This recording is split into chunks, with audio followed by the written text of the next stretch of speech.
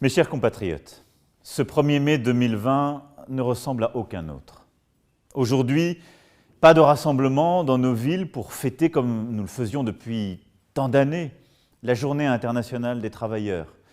Et je veux avoir une pensée en ce jour pour les organisations syndicales qui ne peuvent tenir les traditionnels défilés, avoir une pensée pour les travailleuses, les travailleurs de notre pays.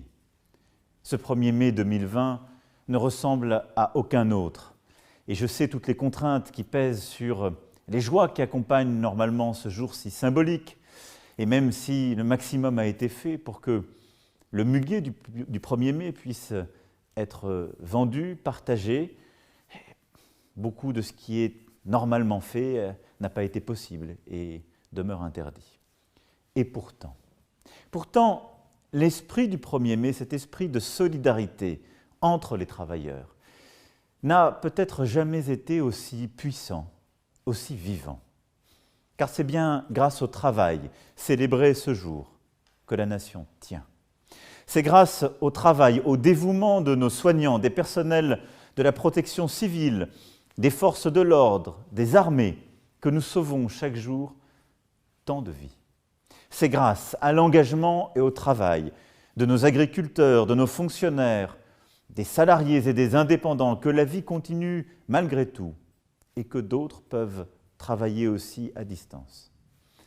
Et je n'oublie pas tous les bénévoles qui ont répondu présents pour aider ceux qui en ont besoin, ceux qui ont rejoint la réserve civique ou sanitaire et tant d'autres.